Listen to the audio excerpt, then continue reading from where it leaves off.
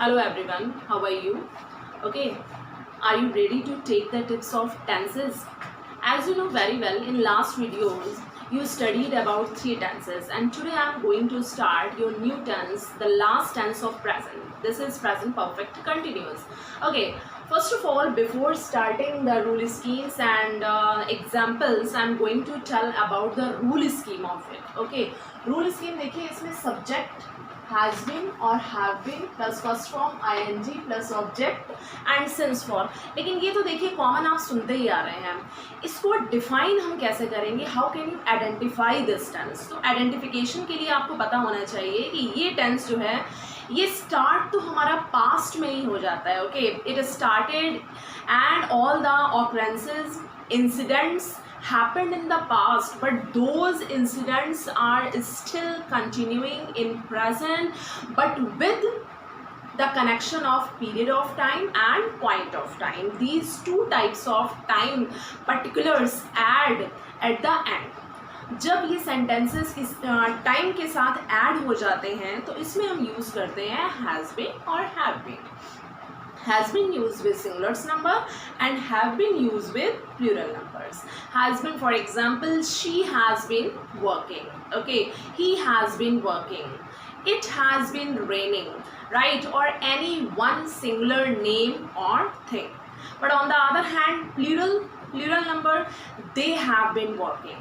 Okay, we have been working.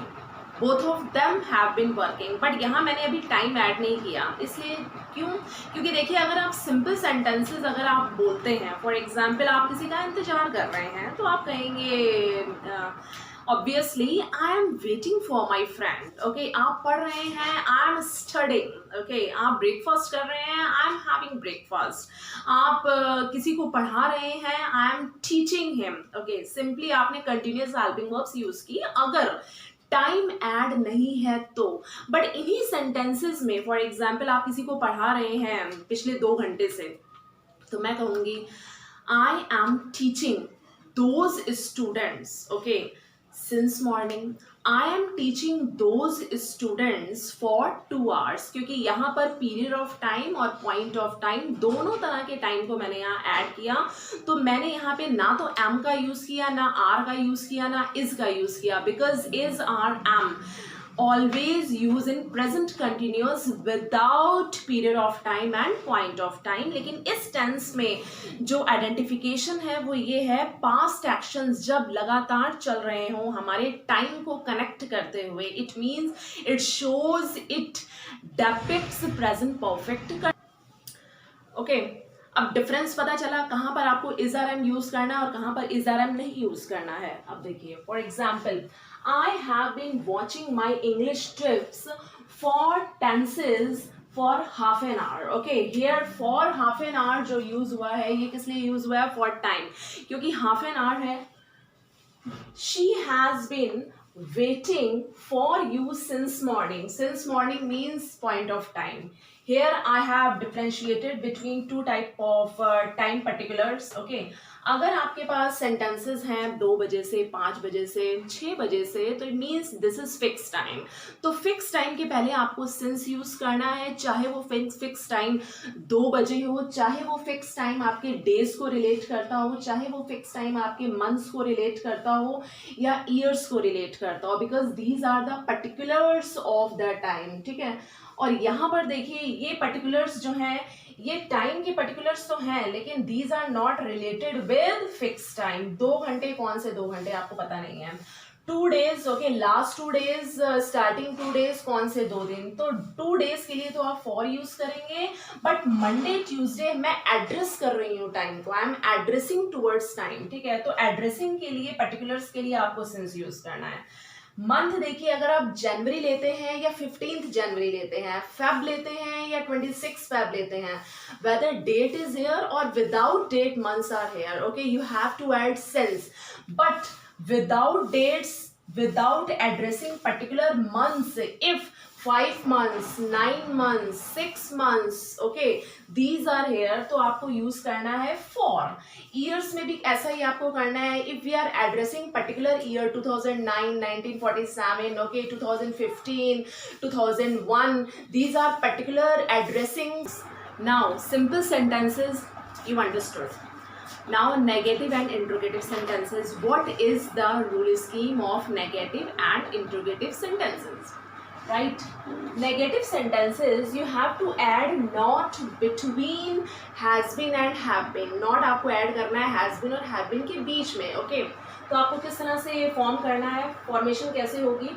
I have not been watching my English tips for tenses for half an hour. Okay, next negative, she has not been waiting for you since morning. Okay, negative sentences में जो not आप add करेंगे वो आप करेंगे इस तरह से has not been and have not been. Right, for example, next example, my friend has not been living with her parents since 2001. Right, now negative. In negative sentences there are two methods. Two means in first method your English sentence starts from helping verb or auxiliary form. Here auxiliaries has been and have been. तो has been have been को आप एक साथ beginning में use नहीं कर सकते हैं. इसके लिए आपको has been और have been के बीच में कनेक्ट करना है सब्जेक्ट को इंट्रोगेटिव के फर्स्ट और सेकेंड मेथड में. For example, has, have plus subject plus been plus first form ing and at last object with the using of question mark.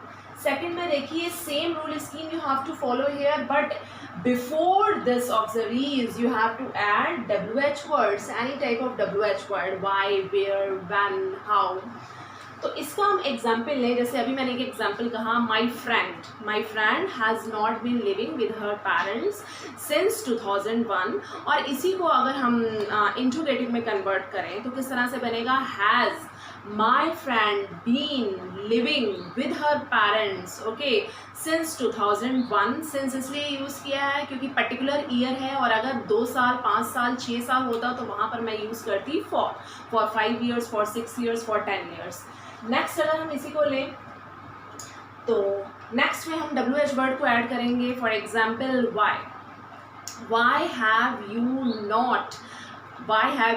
Not. और अगर आप नॉट ऐड कर रहे हैं WH वर्ड्स में तो आप यूज़ करेंगे सब्जेक्ट के बाद. अगर आप नॉट ऐड नहीं कर रहे, like this, why have you been living with his mother since 2001.